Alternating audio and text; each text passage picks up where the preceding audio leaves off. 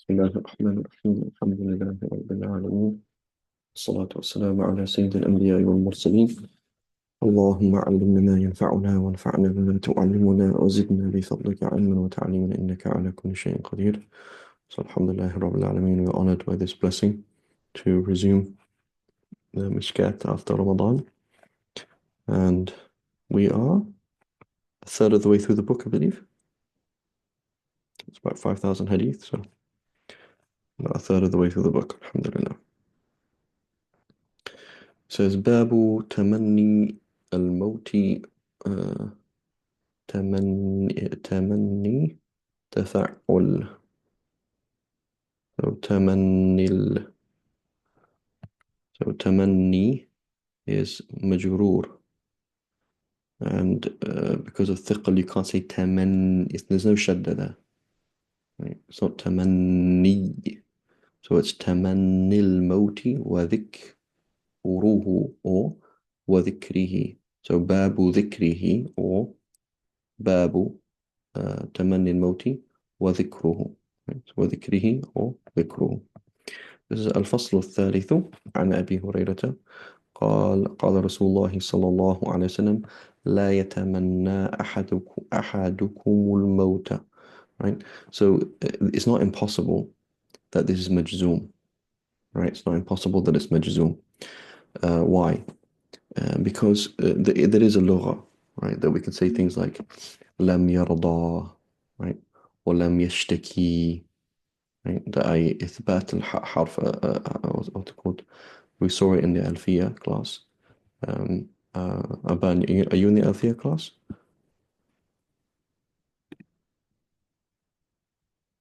Yes, yeah.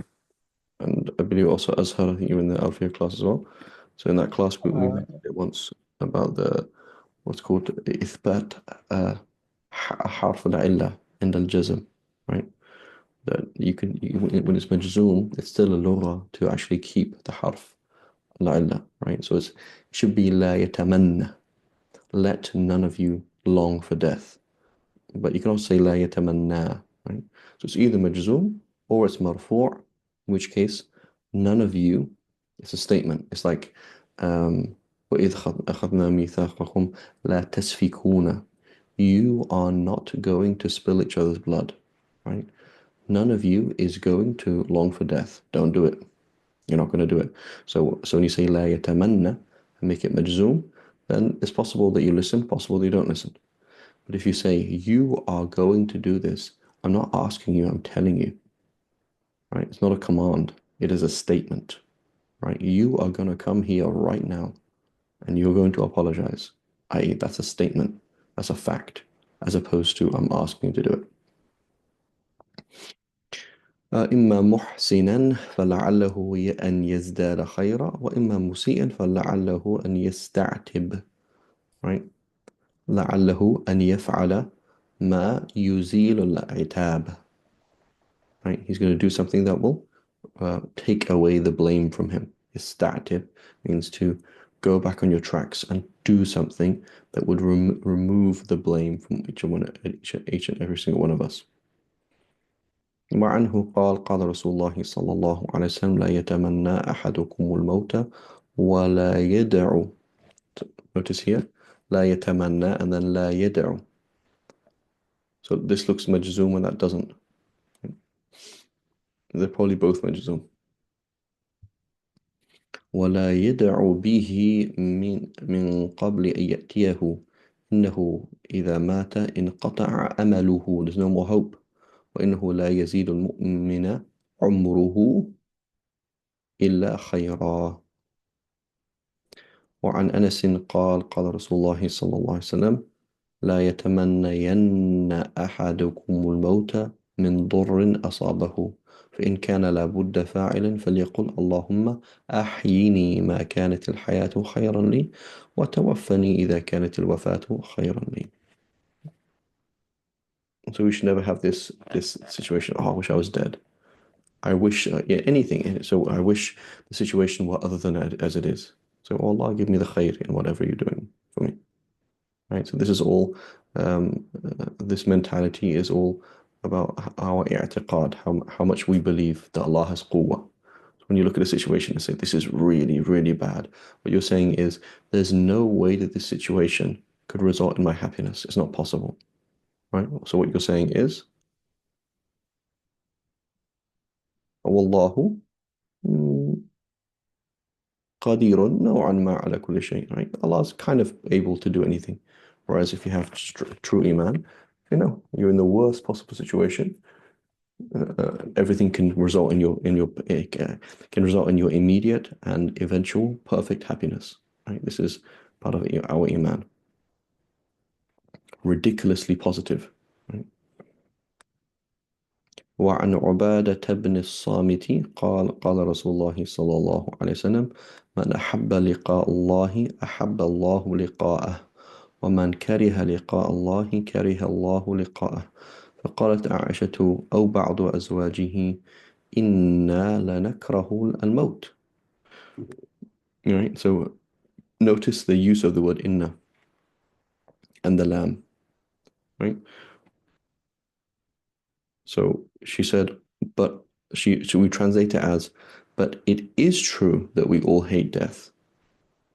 Right? So how is it that Allah doesn't like us? قال ليس ذلك ولكن المؤمن إذا حضره الموت بشر برضوان الله وكرامته فليس شيء أحب إليه مما أمامه فأحب لقاء الله وأحب الله لقاءه وإن الكافر إذا حضر بشر بعذاب الله وعقوبته فليس شيء أكرم إليه مما أمامه فكره لقاء الله وكره الله لقاءه. Right? The same thing with dua. Right? So, so one of the issues is difficulties happen to us, and we try and think solution here, solution there. We don't go to the absolute solution, which is as-samad al-ahad. Right? Allah subhanahu wa ta'ala. We don't go to Allah. We don't make dua. Right? Why is that the case? Because Allah doesn't want to listen to us. Allah doesn't want us, so Allah doesn't want to hear us. He's not interested in us, and so He gives us to somebody else to look after. But when Allah subhanahu wa ta'ala loves you, He gives you difficulties, and He makes you have that continual dua. Every single day you're broken. Every single day you have no hope left. Right? So the situation of you having no hope other than Allah, right, this is pure tawheed. I don't know what to do. I'm in a fix. I only have Allah. I only have Allah. I only have Allah. That's because Allah loves you. Right? It's much better to be in a situation, in prison, being tortured, losing every single thing in your life, having no way out of a situation, being stuck, being this, etc. It's much better to be in that situation and know that there's no hope in your life apart from Allah. Because that means, and you're continually in that situation, that means Allah loves you. As opposed to somebody whose life is very easy and things are working out and they're not in that situation. So the sign that you are, um, um, the sign that you are close to Allah subhanahu wa ta'ala is you're in that continual ittirar. Ya Allah, I really need your help. I don't know what to do. I can't do this without you. Right? Um, that's a good sign. Right? And a sign that you've been fired is that A, you have difficulties and you don't talk to Allah, or B, you don't have difficulties and you don't talk to Allah. So talking to Allah, be it in the good or the bad, and being pressed and forced, right, to Allah subhanahu wa ta'ala, this is a sign that Allah loves one. وفي رواية عائشة والموت قبل لقاء الله. Death is before meeting Allah. وعن أبي قتادة أنه كان يحدث أن رسول الله صلى الله عليه وسلم مر عليه بجنازة. You say جنازة or جنازة. فقال مستريح أو مستراح منه. فقالوا يا رسول الله ما المستريح وما المستراح منه؟ قال العبد المؤمن يستريح من نصب الدنيا وأذاها إلى رحمة الله والعبد الفاجر يستريح منه العباد والبلاد والشجر والدواب. Right? So, so the key thing, have we done this hadith before? Ever since we did all of this.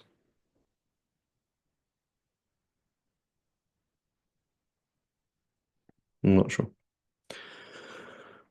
In my mind, I think we did this, but anyway, so يستريح, so من نصب, right? Nasb is to erect something, put something up, right?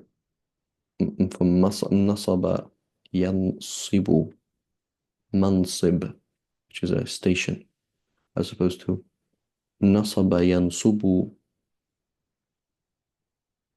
uh, sorry, as opposed to nasiba, like fariha, ta'iba, yansabu, nasab, fariha, yafrahu, farah, ta'iba, yata'abu, ta'ab, hazina, yahzanu, hazan, right? Bakhila, yabkhalu, bakhal, or bukhul, right?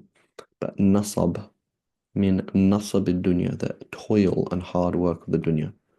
Right? وأذاه إلى رحمة الله والعبد الفاجر يستريح منه العباد والبلاد والشجر والدواب. Every single person is happy that the kafir is no longer there. Every single person is happy that the fasiq is no longer there. Right? So it's very important we how our uns should be through Allah subhanahu wa ta'ala. We should feel that our happiness and joy is through Allah, but it's nice to know that we have a few buddies in the world, right? So when you go to work and you make dhikr, your car loves you. When you park the car next to a tree and you say Alhamdulillah, the tree loves you. When you're walking down the street loves you, right? So you are loved. It's nice to be welcomed, right? So everything around you loves dhikr and loves being with Allah, you being with Allah subhanahu wa ta'ala. And it hates sin and it finds it offensive.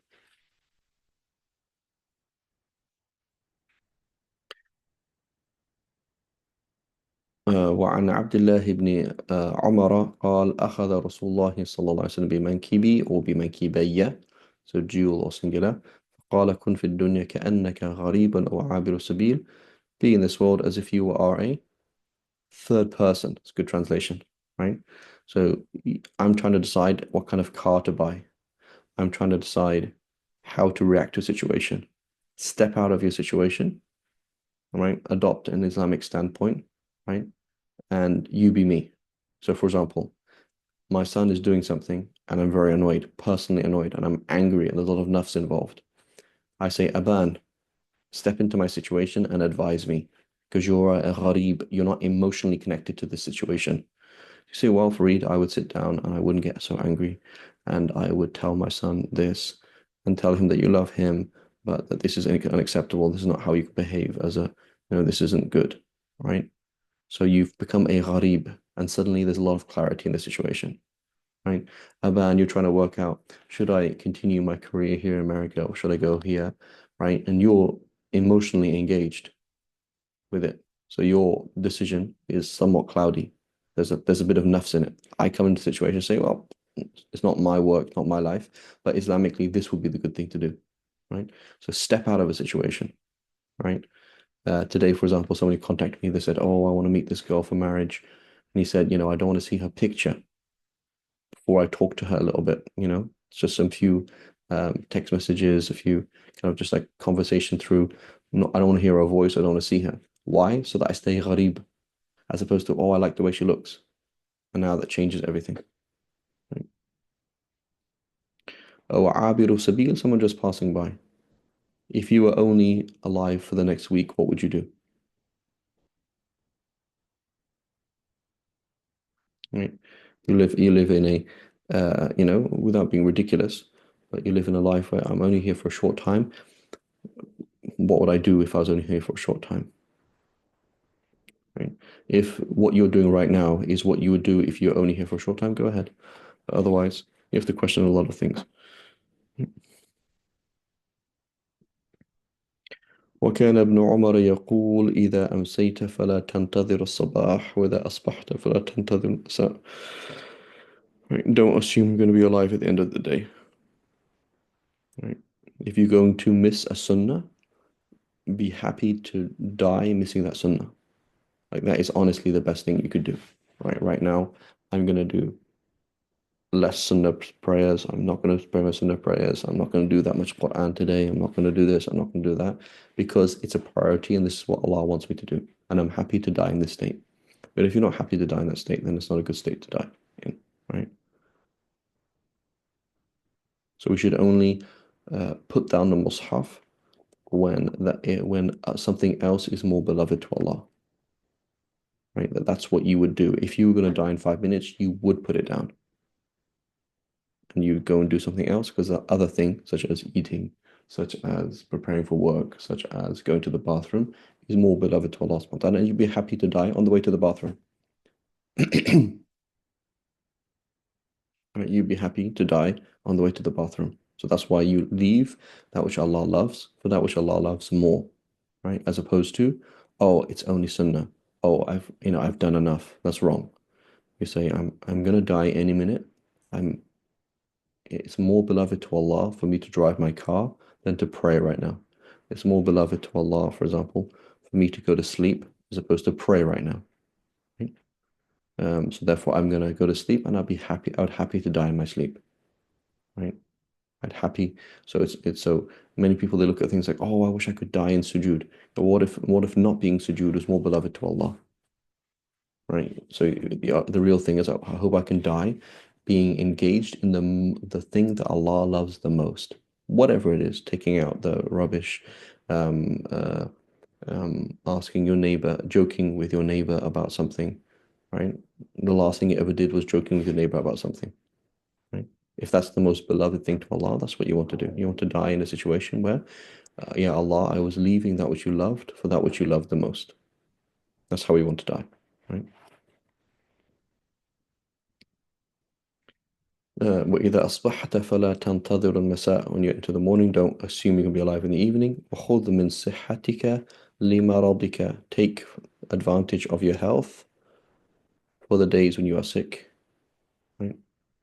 ومن حياتك لموتك, right? And take the days of your life for the time when you're going to be dead, right? So opportunities. Um, there's an amazing quote I keep repeating again and again and again from that Imam al-Bayhaqi mentions in his Zuhd al-Kabir, which is, I can't remember the Arabic exactly right now, but basically says there's three types of trials in life. He says there's a trial of the average Joe, the average Muslim. His trial, his fitna, is the lack of ulama, right? People not guiding them. And then there is the trial of the faqih, somebody who knows fiqh, right? His trial is that there's more than one option and that he can interpret things in different ways. And he can always find a rukhsa for the haram that he's going to do. And so it's problematic. Say, oh, I'm in America, so therefore this. Oh, I'm in India, therefore this. Oh, it's the end of time, therefore this. Oh, whatever it is. You can always find some way to make a riba, some way to, I don't know what it is to do. And so you can find some kind of dispensation. This is a huge fitna for that person. And then the fitna of the arif, the fitna of the person who knows and appreciates who and what Allah is that he has something to do and he delays it to a later time. Right now is the time to eat and you're not eating. Now is the time to stop eating and you haven't stopped eating. Now is the time to go to sleep. You didn't go to sleep. Now is the time to wake up. You didn't wake up. Now is the time to pray. Now is the time to focus. Now is the time to socialize. Now is the time to not socialize. Right? So he does all these things. This is this is so the person is either Ibn al-Waqt or not the Ibn al-Waqt. He's either the son of his time, meaning he's doing exactly what he's supposed to be doing at that time, or he's not. And he's either squandering and bruising his relationship with Allah subhanahu wa ta'ala at that time, or he's not. Right? Now we've mentioned this hadith many, many times that Ibn Hajar al-Asqalani and before him Ibn Rajab al-Hanbali and others before them have explained that this hadith is not on the level of Bukhari and Muslim, right? Even though it's Bukhari. So in reality, the hadith here, if you look at all the different chains, the chain of Bukhari is shadh in that it mentions that al-A'mash says حدثنا or أخبرنا مجاهد عن ابن عمر. So the hadith, the madar of it goes through al-A'mash and it goes from A'mash to Mujahid and Mujahid to Ibn Umar. Okay, we look at all the different chains, right? You can go through, look on Shamila, put in this hadith, you find all the different chains. you find they all say al-A'mash an Mujahid and not حدثنا Mujahid. So Al-Ali al-Madini, he tells us that Al-A'mash, he only narrated about 10 hadiths directly from Mujahid. Otherwise, they're from somebody else like Layth ibn Abi Sulaym or somebody else like that. And so in reality, Ali al-Madini narrates this hadith to Imam Bukhari in Sahih Bukhari, and he mentions it saying al-A'mash, so he's saying that حدثنا, the A'mash says حدثنا, right? But in reality, it doesn't say حدثنا or أخبرنا, it says عن, right? And we know that through comparing the other chains, other than Bukhari and other than Ali Madini's narration of it. So, it's in reality there's inqita' and the chain is weak, and it is merely hasan or sahih لغيره, right? This hadith is hasan or sahih لغيره, right? And we can see that in not necessarily the case, but the fact that it's not in Muslim, right? It doesn't have to be in Sahih Muslim, does it? I mean, a hadith like this doesn't have to be in Sahih Muslim.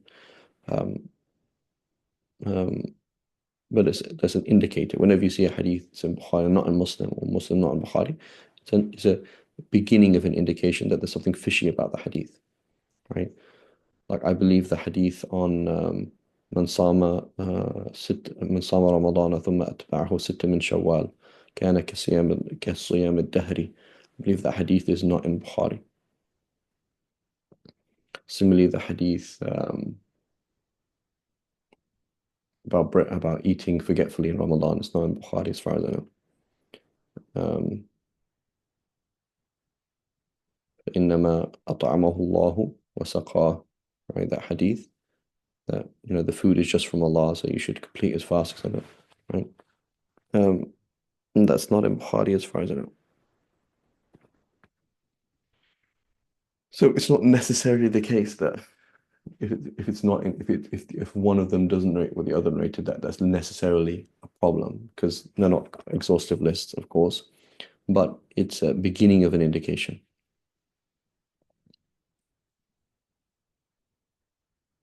Particularly if it's in Bukhari and it's not in Muslim, because Muslim is wider than Bukhari, and particularly if it's a hadith that is, fi sulb al-bab, right? So of the main topic that would be mentioned, right? That would make a lot of sense then.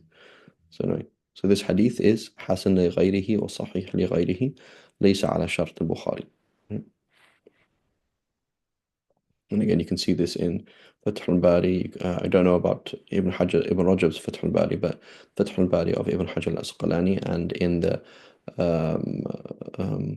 Jami' al-Ulum al-Hikam, so the commentary on the 40 hadith of Imam Nawawi by Ibn Rajab al-Hanbali.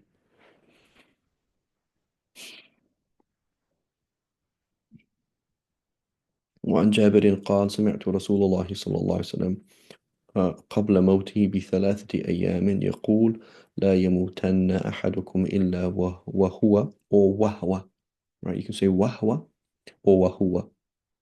So this is like فخذ and فخذ. So وهو and وهي is treated as one word, and the middle letter is حروف من حروف الحلق. So you can say فخذ or فخذ or فخذ. So it's treated as one word, and that same devolution or decomposition is happening, right? Wahwa or wahwa. And sometimes this wahwa is necessary in poetry. You'll see it because it wouldn't make sense. The rhyme wouldn't function. Wahwa, wahwa, right? It comes in Qiraat Susi. Wahwa, wahya, wahya. وَهُوَ يُحْسِنُ الظَّنَّ بِاللَّهِ, right? Let none of you ever dream of dying, except that he has a good opinion of Allah. He hopes that Allah will forgive him. He hopes that every single thing, every single sin I did in my life is there for my benefit. And I just done this haram thing. I'm now gonna do a really deep tawbah that will change my life, and everything will be really good after this, right? This broken leg that I have right now is for my benefit. It's really, really good. The situation I'm in is not for my sadness, it's for my happiness. This is really, really good. Everything is ridiculously, so the believer is ridiculously positive because he's dealing with somebody, Allah subhanahu wa ta'ala, who is unbelievably generous and unbelievably capable of turning any situation into anything, right? And so just a good example of this. Is it a good idea to be in the end of times? No. Is it a good idea to be in a time where of huge fitna? No. Is it a good idea to be cut in half? No. Okay, well, who benefits from that situation? Who will benefit from that situation? Who will be in that very situation and benefit tremendously?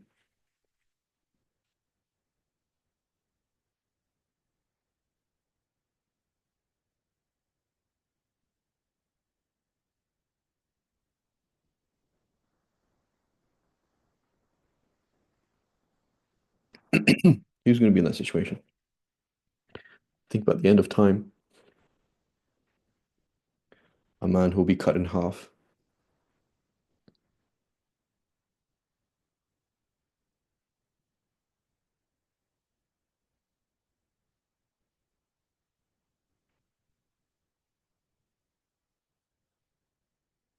Aban, you know the hadith?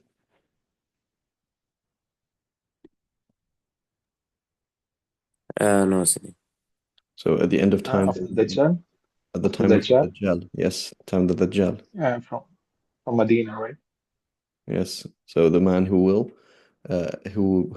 tell the Dajjal that he's a liar, and then the Dajjal will kill him and cut him in half and walk between his body, and then bring him back to life again. So you say, oh, being cut in half is bad. Really? Can't Allah subhanahu wa ta'ala make it into a huge source of yaqeen for you? Like imagine that feeling right now. You have this feeling that you like that's a huge, I mean, you don't want to be in that time. It's a huge time of fitna, right? But being in that time, imagine this huge surge of yaqeen that you have now. You've just been cut in half and brought back to life. And all of these people are like, Allahu Akbar, God has brought him back to life, and God, Jesus has done this. And, they're looking at the Antichrist, Dajjal, as if he's God. Because look, he just literally brought some back to life again in front of everybody. And he proved it to everybody. So everybody else has certain absolute yaqeen in kufr. And this man will have absolute yaqeen in iman. And he will point the Dajjal in the face and say, hey, I know who you are today better than I ever did. Right? And then the Dajjal will try and kill him and he won't be able to. And he will know that. Like imagine that feeling. You are being chased or shot at or whatever it is they're going to try and do it to him. And you know that bullet will not hit you. And you know that they will not be able to get hold of you. Isn't that amazing? Like that yaqeen is worth everything. Everything that he's going through in his life. So that's an example of among many of how Allah subhanahu wa ta'ala can turn the worst situations into the best situation.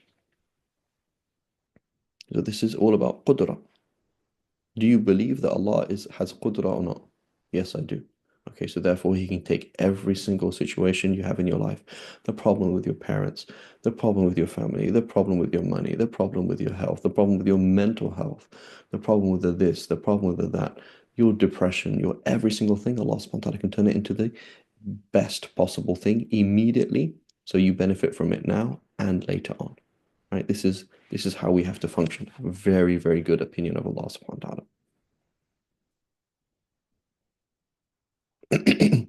وعن معاذ بن جبل رضي الله عنه قال قال رسول الله صلى الله عليه وسلم إن شئتم أنبأتكم ما أول ما يقول الله للمؤمنين يوم القيامة وما أول ما يقولون له قلنا نعم يا رسول الله قال إن الله يقول للمؤمنين هل أحببتم لقائي.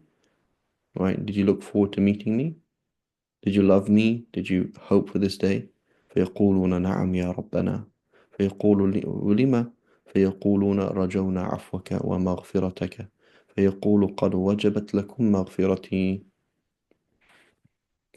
تسس رواه في شرح مسلم عن إمام بغوي وأبو نعيم في حلية الأولياء. Right, hadith is probably weak. He says الإسناد ضعيف فيه عبيد الله بن زحر وهو ضعيف من طريقه رواه أحمد فلو عزاه المؤلف إليه لكان أولى. Right? So again, today when I'm doing this, I'll look up the hadith and Google it and find it in Musnad Imam Ahmad. Easy. A Tabrizi can't do that. He has to go through the whole of the Musnad Imam Ahmad to find it.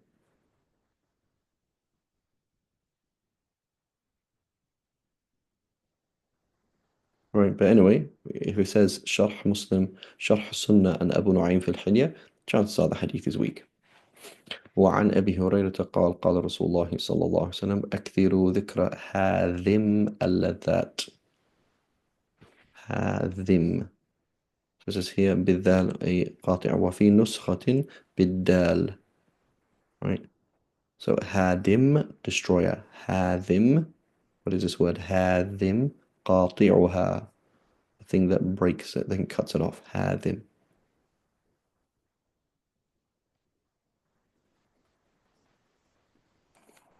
أكثر ذكر هاذم اللذات.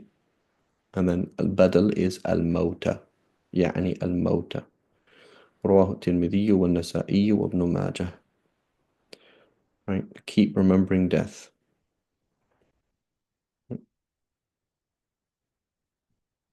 So we engage in pleasures that will help us in the grave. So I needed to sleep so that I can do work. It is a pleasure to sleep. I needed to eat. I ate this food and I was genuinely like, I like to eat food and I like to eat my food in a particular way, and I made it in my particular way and I ate it with a heart that was full of gratitude, so it will help me in my grave. Right? As opposed to you could have bought a Corolla and you bought a Lexus instead. Right? Why did you buy a Lexus instead of a Corolla? Instead of a Toyota? What's the difference? Like what is a Toyota? What is a Lexus going to do for you that a Toyota is not going to do for you? I don't know. Right? You could have bought a Skoda, but you bought a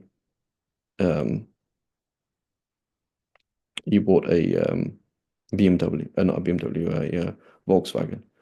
You could have bought a Volkswagen, but you bought an Audi. You could have bought an Audi, but you bought a Porsche. Right? I don't know what the point of a Porsche is. It's pretty cool. It's a nice car. I'd like to have a Porsche. It'd be great.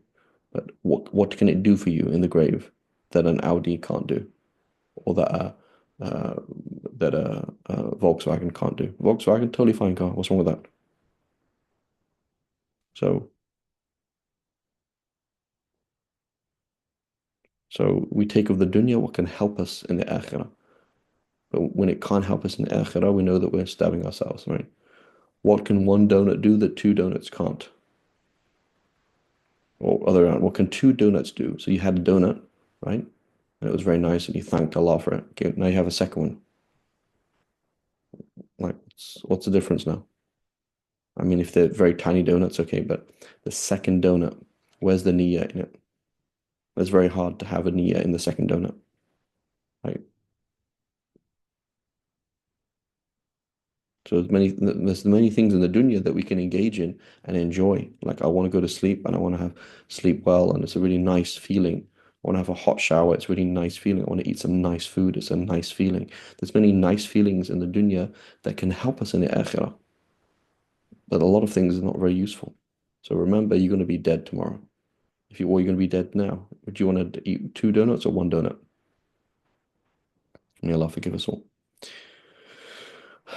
وعن ابن مسعود أن نبي الله صلى الله عليه وسلم قال ذات يوم one day لأصحابه استحيوا من الله حق الحياء.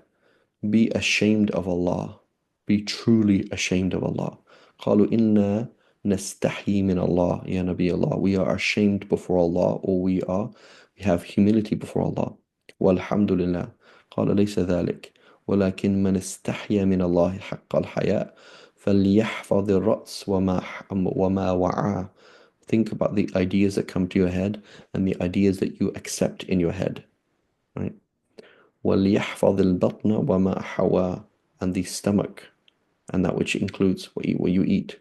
وَلْيَذْكُرِ الْمَوْتَ وَالْبِلَى, and let him remember death and the fact that you will decay into nothing. وَمَنْ أَرَادَ الْآخِرَةَ تَرَكَ زِينَةَ الدُّنْيَا. Whoever wants the akhirah, he leaves this extra things of the dunya. ومن فعل ذلك فقد احيا فقد استحيا من الله حق الحياء رواه أحمد والترمذي وقال هذا حديث غريب.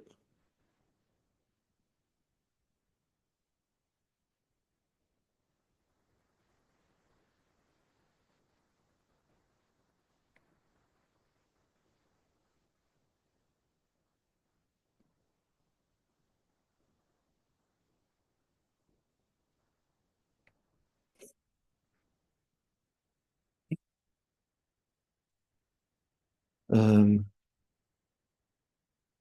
so here is a good example of the muwafaqa of Imam al-Dhahabi. Okay, so it says here that Imam Tirmidhi says a hadith is غريب. He says أورده في صفة القيامة وإنما استغربه إنما حكم عليه بالغرابة لأن فيه الصباح ابن محمد وهو ضعيف وقد تفرد به كما أشار إليه الترمذي. So what does Tirmidhi mean here?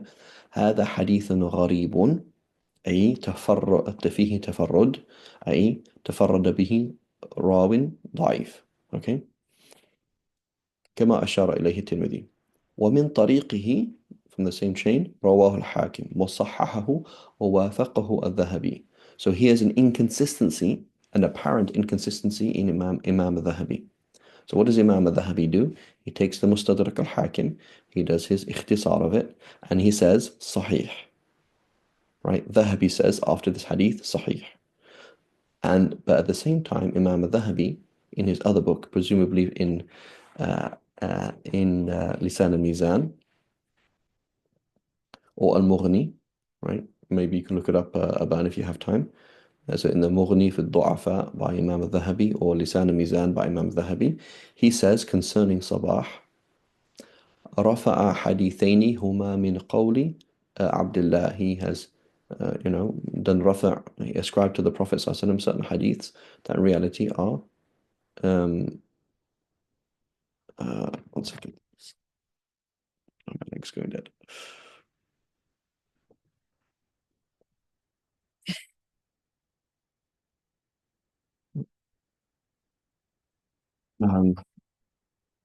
So is this of the zina of the dunya to massage my leg in order to get rid of the pins and needles?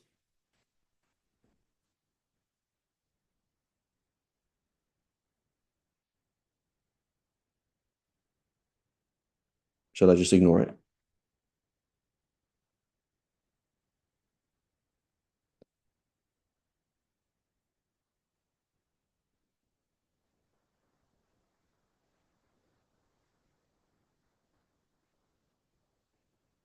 What do you think, Ashar and Aban? You have pins and needles, or you have excruciating headache. And you say, no, it's just dunya. Ignore it. I think it depends upon the level of iman of the person. Yeah. Do you think I can teach with pins and needles? No, absolutely not. Right. Not necessarily. So now this is okay, I'm gonna die now. What was the last thing you did? Is massage my leg in order to it's a very funny experiment. In order to teach properly. But that's not zinat al-dunya. That's the dunya for the sake of the akhirah. Right? وَلْيُقَصْ مَا لَمْ يُقَلْ, right? As they say in Arabic, right? And but in many inferences, what could you not do? Oh, I can't teach, or I can't focus if I have a headache. I can't do this, I can't do that. If I don't sleep properly, I can't do this, right? Um, so, these are just an example of it, day in, day out examples. You have an itchy head. So I'm scratching my head. Why? So that I can teach the class. It's akhirah now, it's not dunya. So anyway, here's the inconsistency, which is what? وافقه in his mukhtasar of Mustadrak, Dhahabi says this hadith is sahih, or he says sahih after it. He doesn't say the hadith is sahih, he just says sahih. And yet in other places he says that he's weak and he made a mistake. And قال ابن حبان يروي الموضوعات, he narrates fabricated hadiths.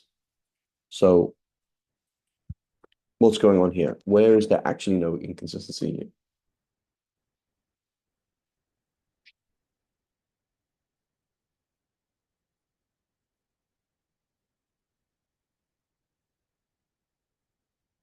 So in one book, he says one thing, and the other book he says something else. But what have we said previously about the muwafaqa of Imam al-Dhahabi to Hakim in the Mustadrak? It wasn't completely thorough. He basically had to Exactly, revise it. right? It's just a draft, and he says that. So we look and see that Alam al-Nubala, and Imam al-Dhahabi, he says in his tarjama of Hakim, he says 1, 2, 3, 4, 5, and then he says, we've worked on this book, and the book that we've worked on, he did when he was young, and he says, يعوزه, something like a tasheeh and whatever, something like it needs to be, you need to go look at it again, right? So Aban, if you can try and find that somewhere, it's in my Instagram. I don't know, maybe 5 years ago or something. I'm not sure. Um, um, it's so this is a key thing that many or majority of the late scholars here, Sheikh Albani doing this, and many other people will say, رواه الحاكم وصححه ووافقه الذهبي. This we see again and again, right? Now, مؤسسة الرسالة, I forget the name of the scholar now. He lived next to me. He was the Imam of the masjid up the hill from me in Amman. He when the Sheikh Shu'aib Arnaout was working on the Mustadrak and he passed away, and the Sheikh, forgive me, I forgot his name now. He basically completed the tahqiq for Mu'assasat al-Risala of the Mustadrak al-Hakim. So I believe it exists. مستدرك الحاكم مؤسسة الرسالة.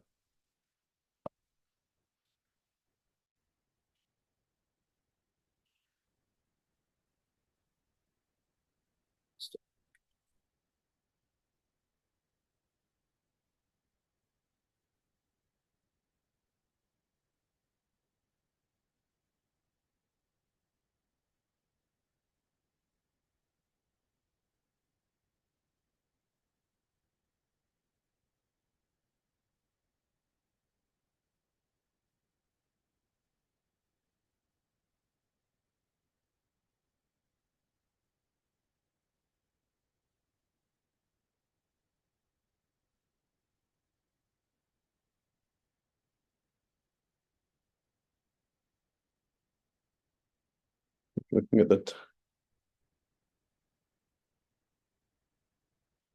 as here Adil Murshid, I don't believe. I think there was a team of people. Right? Yeah, it says حقق هذا الجزء وخرج وعلق عليه عادل مرشد, but there's another one as well. Somebody else worked on it as well. So the first one is like that. But we can even look here. Give me a second.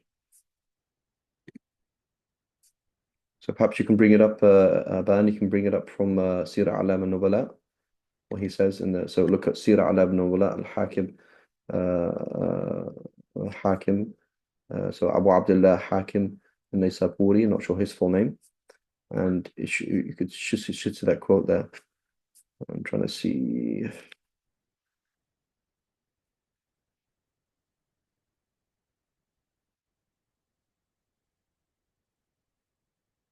I can search in his PDF.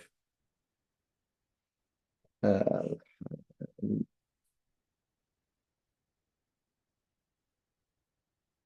search.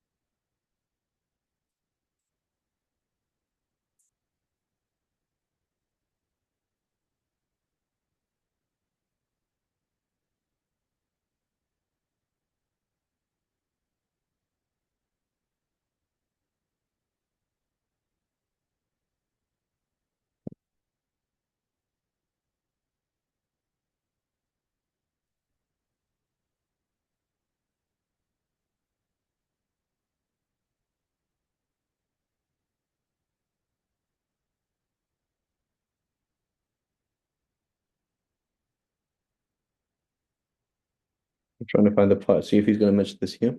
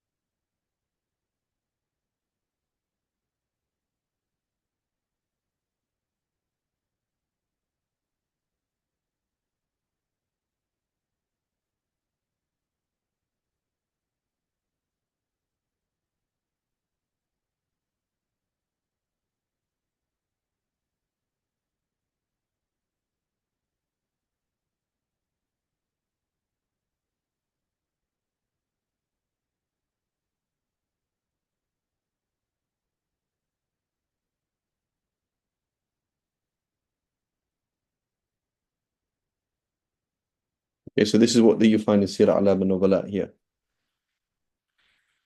So Imam al-Dhahabi, it says here, وذهب أبو سعد الماليني في حكمه. This is before Imam Nawawi.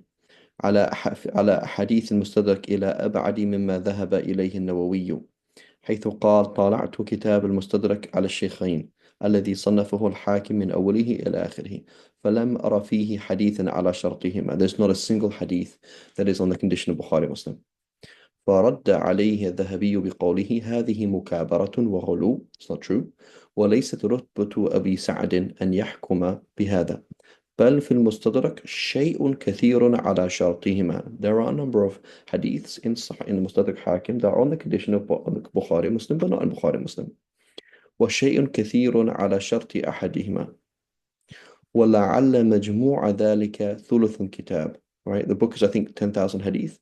So it says a third of the book is actually on the condition of one of the two of them. So it is actually genuinely a Sahih hadith on the condition of both or one or two of them. So بل أقل, okay, let's say 2 to 3,000.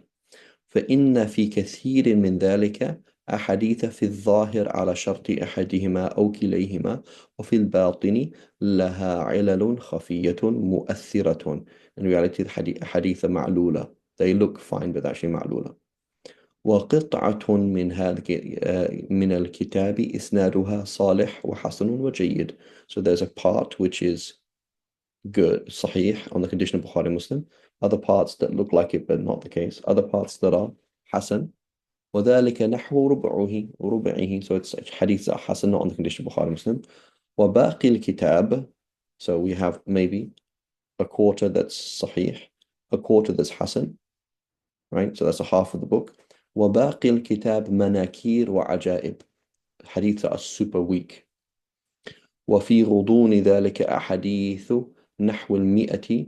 All right, and of those hadiths that are off, there's about 100 of them. يشهد القلب ببطلانها. You read the hadith, you know the content is off. وقد كنت أفردت منها جزءا. I have previously قد كنت أفردت. Right, كنت أفردت, I had or I have previously done this. Right, it's the pluperfect. منها جزءا. And you know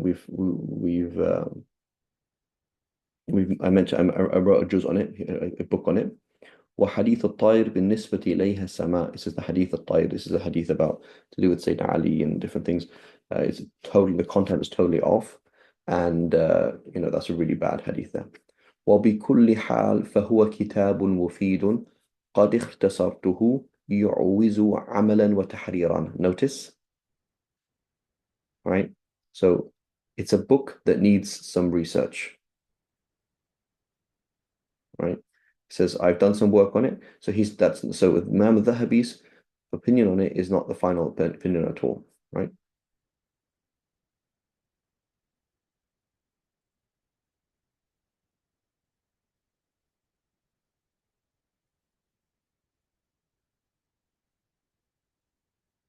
So notice here it says, وعبارة الذهبي هنا أضبط من عبارة التي قالها في تاريخ الإسلام، حيث قال في المستدرك جملة وافرة.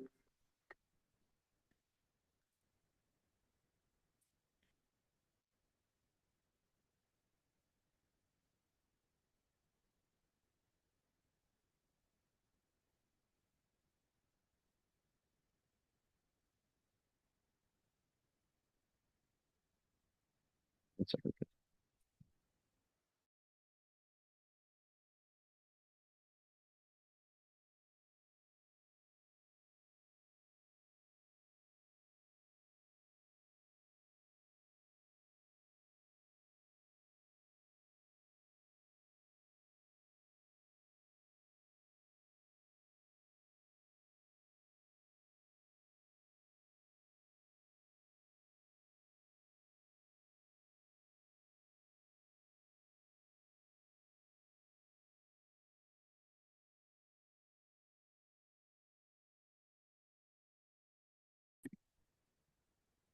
Okay.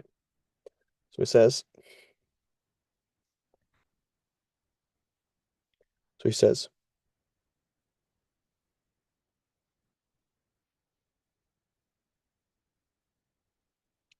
so he says here what Imam Dhahabi says is more accurate from what he says in another book, تاريخ الإسلام, حيث قال في المستدرك جملة وافرة على شرطهما وجملة كبيرة على شرط أحدهما ولعل مجموع ذلك نصف نحو نصف الكتاب وفيه نحو الربع مما صح سنده وفيه بعض الشيء أو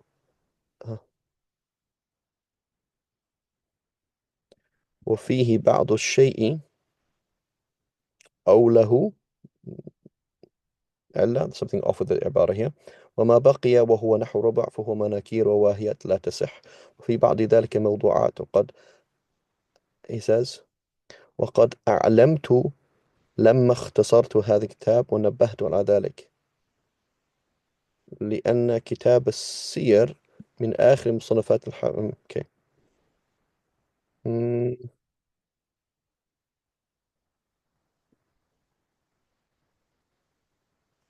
It doesn't mention it there explicitly, right?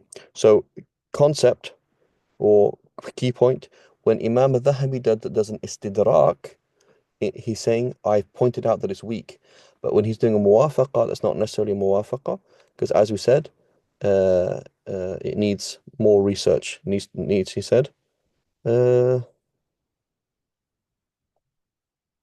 يعوز عملا وتحريرا. It needs work, right? So so going back to the point, is there a consistency? So Imam Shaykh Albani rahimahullah says, oh, there's an inconsistency. Imam Dhahabi says in his ikhtisar that this is sahih, and elsewhere he says this person's weak. No.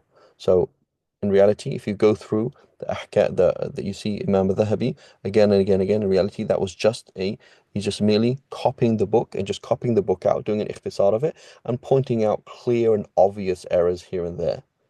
But he's not actually, so when he's doing muwafaqa, he is not doing muwafaqa, wallahu alam, right? It is an issue of mahal bahth, right? You do find many of the late scholars will be using that phrase, not just Imam Shaykh Albani, others will say muwafaqa wa dhahabi, but wallahu alam.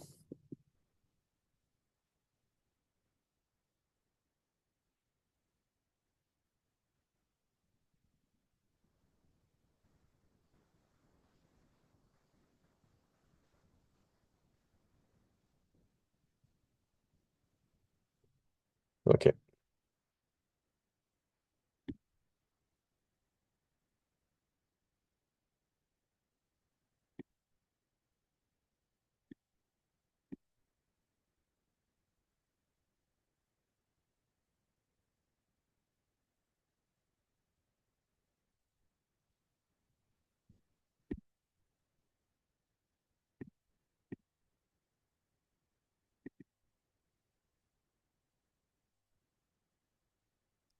Okay.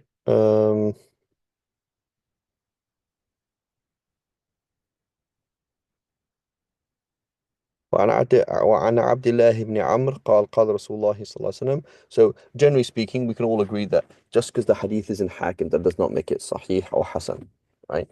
So I believe Ibn Salah mentions like the Mustadrak al-Hakim is a good place to find Hasan hadith, min Madhan al-Hasan, right? But that's a good place to find Hasan hadith. That doesn't mean that it is full of Hasan hadiths. وعن عبد الله بن عمرو قال رسول الله صلى الله عليه وسلم. Let's find a good. Let's just get to the end of this فصل إن شاء الله. تحفة المؤمن الموت رواه البيهقي في شعب الإيمان. right? The joy and the gift of the believer is death, right? Because you're going to what is even greater, right? وعن بريدة قال قال رسول الله صلى الله عليه وسلم المؤمن يموت بعرق الجبين. And there's different tafsirs here. So he says the believer dies with the sweat of his brow, meaning difficulty or after putting in a lot of hard work in his deen. He has different explanations here, or is it? Well, I'm almost certain we've done this hadith before. هذا كناية يعني يشتد الموت على المؤمن بحيث يعرق I believe عرق يعرق. I'm not sure, is it عرق يعرق or عرق يعرق? I believe it's عرق يعرق عرق بحيث يعرق جبينه من الشدة لتمحيص ذنوبه ورفع درجته. It's difficult for him. وعن عبيد الله بن خالد قال قال رسول الله صلى الله عليه وسلم موت الفجاءة أخذة الأسف. الأسف meaning الغضب, right? Not meaning the sad. So when you suddenly die, a sudden death is the seizing of an angry person snapping and taking one. وزاد البيهقي في شعب الإيمان ورزين في كتابه أخذة الأسف للكافر ورحمة للمؤمن. وعن أنس قال دخل النبي صلى الله عليه وسلم على شاب وهو في الموت, he's dying. قال كيف تجدك؟ قال أرجو الله يا رسول الله وإني أخاف ذنوبي. فقال رسول الله صلى الله عليه وسلم لا يجتمعان في قلب عبد في مثل هذا الموطن إلا أعطاه الله ما يرجو أي ما يرجوه وآمنه مما يخافه. Right, the عائد is dropped here. رواه الترمذي وابن ماجه وقال الترمذي هذا حديث غريب. same hadith في نسختنا من السنن حسن غريب. هذا هو اللائق بحال إسناده فإن رجاله الثقات. وفي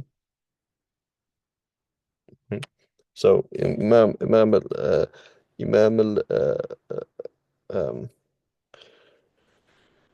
Sheikh Albani is saying that he, in other manuscripts mentions Hasan Gharib. So what does Hasan Gharib mean though? What does Hasan mean for Tirmidhi anyway? When Tirmidhi says هذا حديث حسن, what does that mean?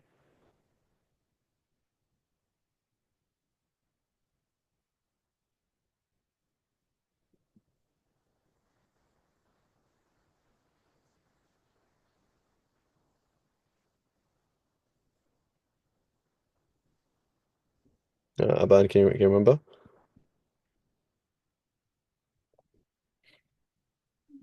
Not exactly. So Tirmidhi, he mentions in his ilal, he mentions at the end, he says, when I say hadith hasan, I mean hadith hasan لغيره. Right? It means hasan لغيره, meaning the chain is weak, but there are shawahid, right? There are shawahid. Right? That's what it means. There's other hadith that are like it. That's what it means. Okay? So when he says هذا حديث حسن, he means this chain is weak, and I accept that it is weak, but there are other hadith that back it up. And so the hadith is Hasan لغيره بالشواهد. Right? Sheikh Albani is saying, no, the hadith is Hasan لذاته. The chain is good enough.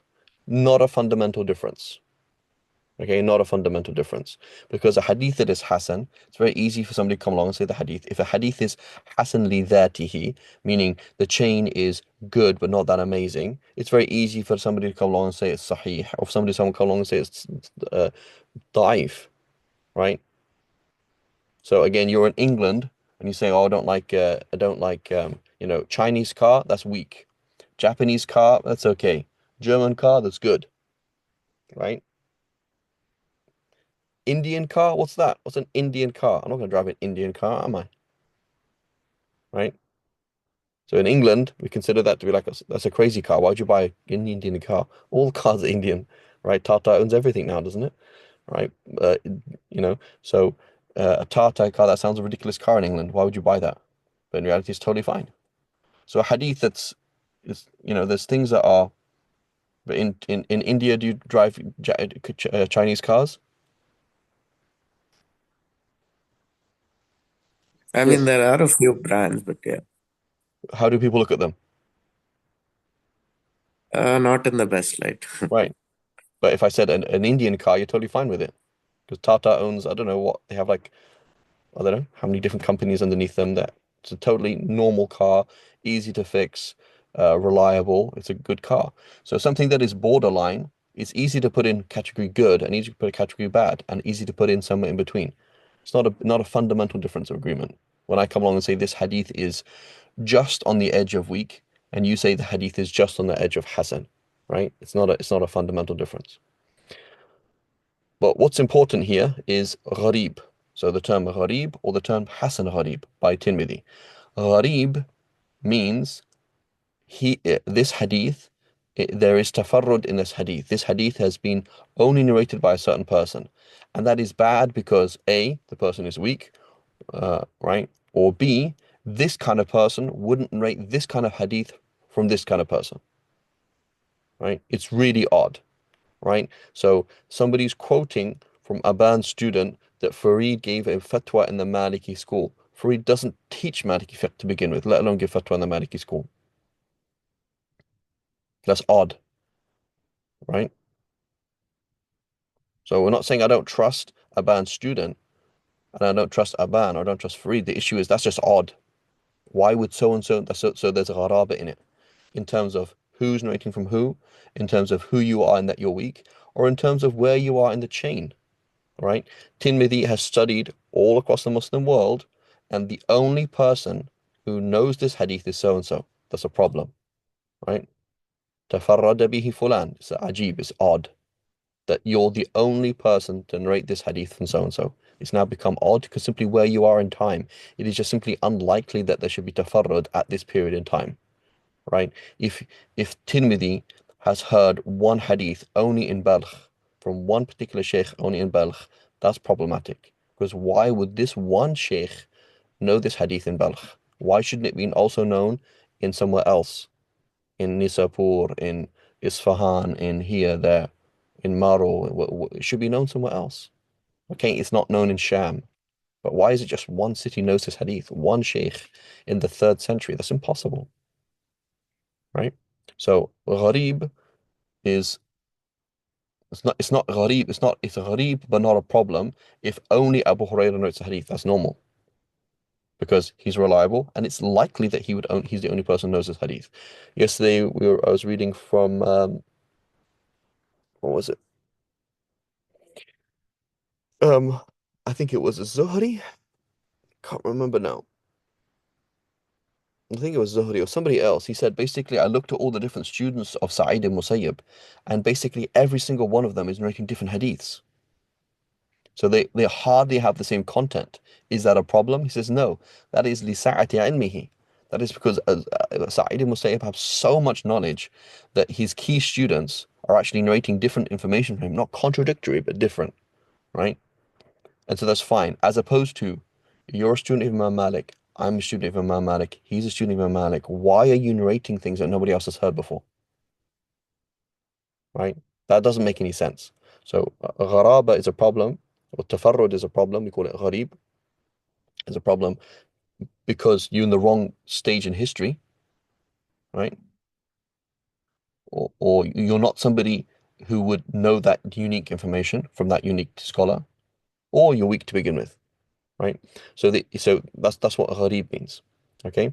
So the default here is هذا hadith in the gharib means there's somebody weak in the chain, and he's the only person who writes a hadith.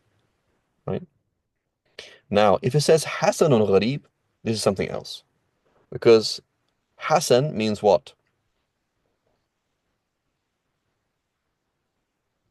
When Tirmidhi says Hasan, he means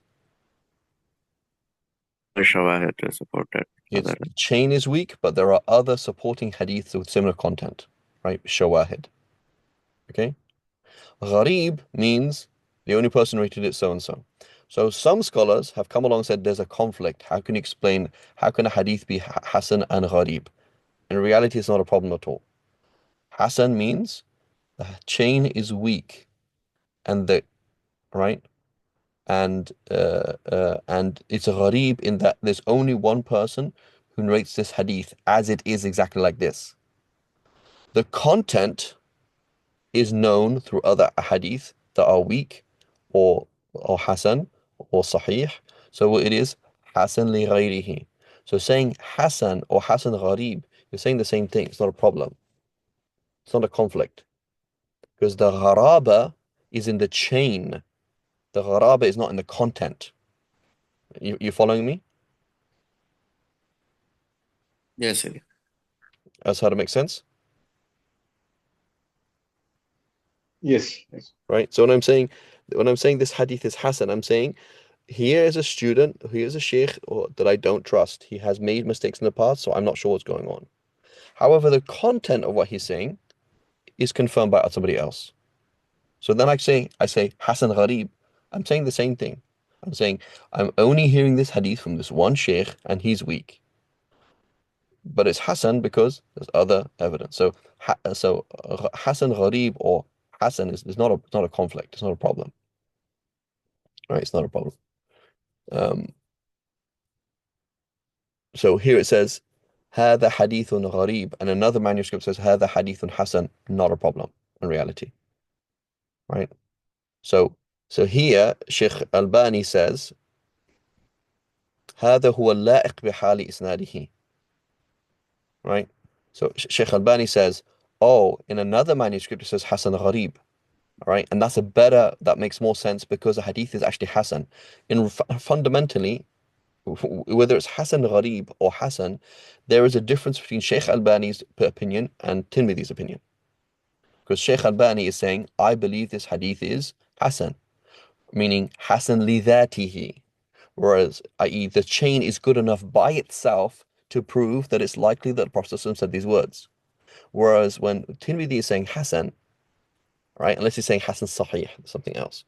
Hasan Sahih, something else. But Hasan or Hasan Gharib, it means there is a da'f or a problem, right, in the chain, right? Another side point is, key concept, the further we go back in time, the more likely it is to have tafarrud, and the less likely it is to have errors. So therefore, the easier we're going to go with our conditions,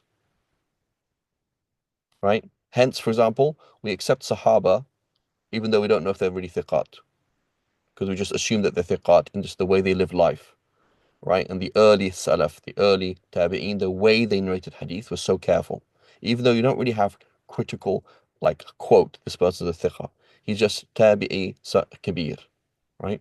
So the further you go down in time, you're going into the end of the first century, beginning of the second century, end of the second century, beginning of the third century, you're going to put a higher standard each time because it is less and less likely that you're going to have unique information and less likely. So you're going to have a higher standard, right? So that's another variable. So we're going to say, oh, this is غريب, meaning you are good, but you're not that amazing. You are good, but you're not that amazing. And where are you in history? So you're a Saduq, for example, who is of the Tabi'een, or as a Saduq who is of the Atba' Tabi'een. Suddenly, the Saduq of the Atba' Tabi'een, because you're in a later generation, your hadith is considered Hasan or Da'if. Whereas if you lived 100 years before, your same level would be Sahih. Why? Because the content that you're narrating and the fact that you're the only person narrating the hadith is not so strange at all. Does that make sense? So we did that in the Muqidha, if you remember. We did that in the Muqidha. He mentions that, like he mentions about that, the hadith al-Gharib. It's very important to understand that. Because if you look at in Bayquniya or in the Nukhbat al-Fikr, Gharib is not really, Gharib is just like fard. It's like, oh, you're the only person who writes a hadith, okay? As opposed to its hadith is Aziz or Mashhur. Like, it's not really a discussion. But Gharib is in reality a relative thing, is why are you the only person telling me this information given who you're narrating from, what you're narrating, and where in history you are, and your own track record of narrating hadith. Does that make sense? Yes, sir. Okay, I'll stop there. sorry, just get to the end of. That's the end of the chapter, right? Yeah. So we'll stop there. وصلى الله على سيدنا محمد وعلى آله وصحبه وسلم سبحان الله وبحمدك أشهد أن لا إله إلا أنت نستغفرك ونتوب إليك.